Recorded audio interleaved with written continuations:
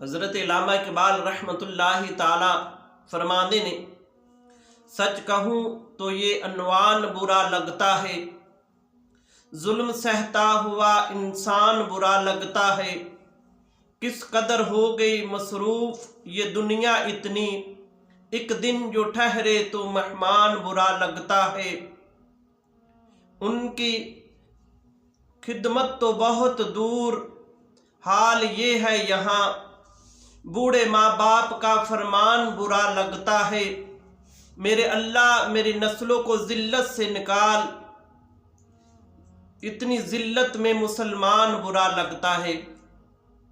حضور علامہ اقبال رحمۃ اللہ تعالی فرما رہے نے کہ